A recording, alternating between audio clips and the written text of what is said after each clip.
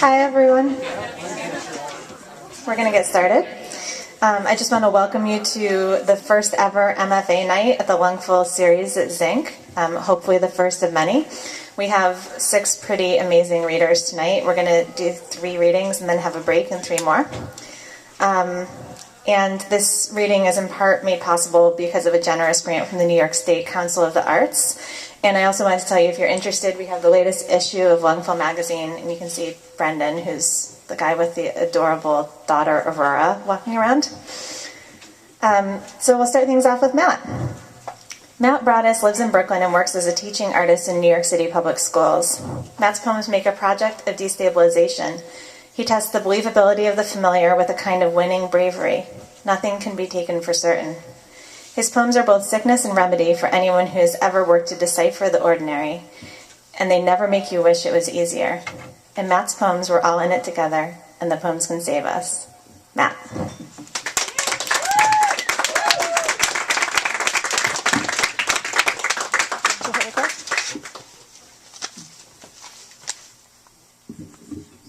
It's a little blinding up there. Hi, guys.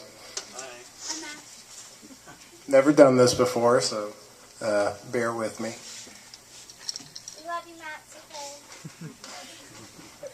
okay. Okay, this first one is called Neutrino Pantoum, and I actually haven't been online recently to look at the facts about this, but it caught my eye. I saw something in the BBC about this, and about a neutrino, a particle that's moving faster than light, and it's sort of fucking up physics.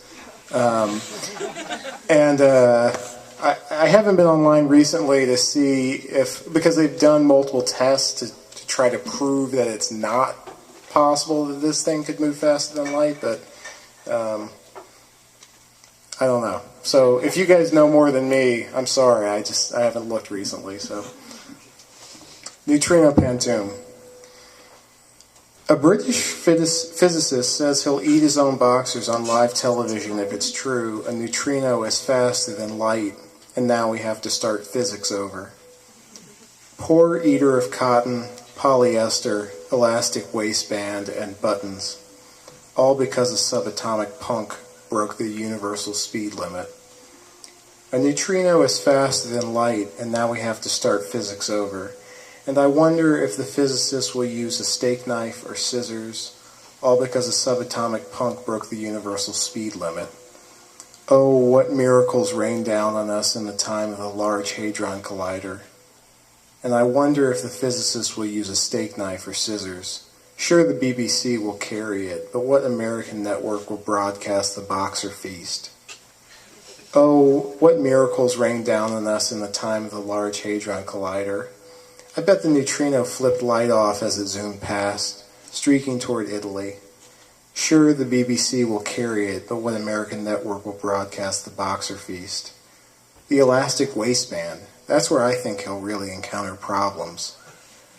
I bet the neutrino flipped light off as it zoomed past, streaking toward Italy, and the consequences are hard to swallow.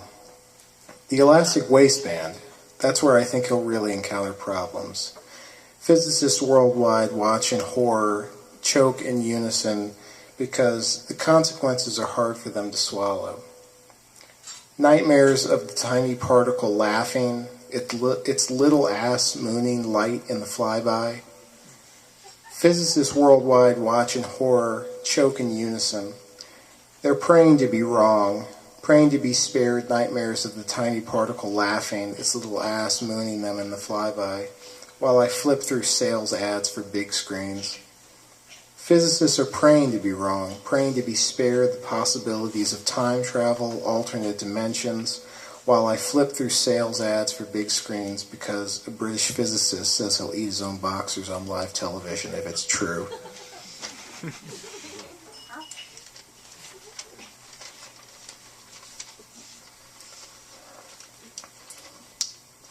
All right, this one's called The Last Time You Called.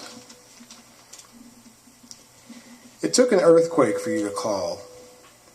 Lake Monticello's banks shifted, and the house I grew up in creaked and shook, but it was built on a rock like the parable. And when I stepped outside, the sky was a shock of purple. You called not to check that I was alive, but to offer gems in your squeaky voice like, I don't really want to tell you how I'm doing, so I'll just say I'm doing. Gems like that. Don't approach me. Don't supplicate yourself, it's disgusting. In the weak squawking you call your voice, it isn't mine, I disown my glottal stops. How pathetic to ask one son for your other son's phone number after 22 years. Learn to celebrate yourself. Before you find there really is no suburban white mom left to lend you smiles as you walk out of the Raleigh supermarket with ground beef on an overcast Memorial Day, or before you die trying to regurgitate some long-lodged piece of the dog you ate on the DMZ, back when you first deserted us for the military. It took an act of God, and I will not speak in tongues for you. I already forgave you, old man. Now can't you just fuck off?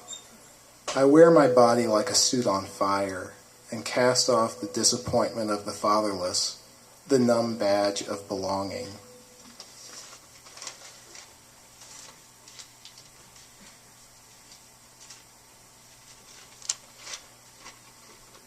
This one's called How to Know Things. We laughed together in the dark bar. So dark, to know you're still across from me, I have to follow your voice.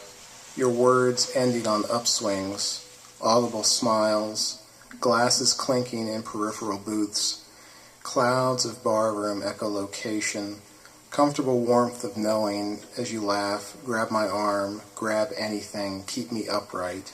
I'm always upright around you. It's April. Nail polish alerts me. A seasonal lightning. Same nail polish as last year. Are you the same as a breath ago in this dark corner of the room? Better to know things vaguely, if at all. Click of lavender nails colliding in drum rolls across the banister. It's April at the top of the stairs. 2. Walking down Fifth Avenue, I know Ashurnasirpal II's 2 alabaster lamassu, tripartite beasts, sit on their beefy haunches in the Near Eastern gallery of the Met. Stone-carved curls of a man's head above a bull's body, stone wings outstretched. They haven't moved a week later, 2 months, 3 years. Not ruffled eagle wings, batted an eyelash in all that time. But one day the lamassu, 10-foot-tall stone monsters, escape, break the glass, crush columns, hurl patrons, descend stairs at hurricane speed. They gallop out all bull-bottom, man-top, eagle-wing freak show, trampling the discount jewelry vendors, the guys selling New Yorker prints on the street, screaming in Aramaic. And I think, not tonight, not on lasagna night, before running from the scene. Steal flowers for you, orchids, as I bolt around a corner. You can pluck flowers from the gardens of a luxury apartment building on any corner of Fifth Avenue.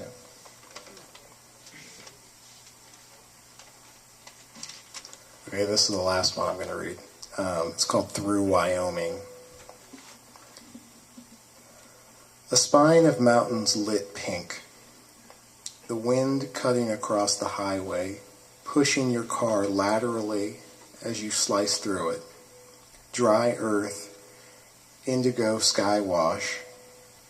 I am with you there, in Wyoming, as much as I can be. The cell phone reception crackles with mountain breath at the gas station where you refuel.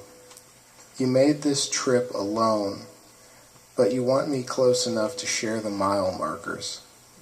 You made this trip alone, and you called to let me know how far apart we really are.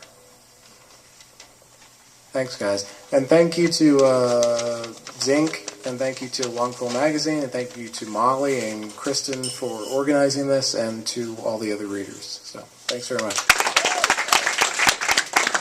Yeah.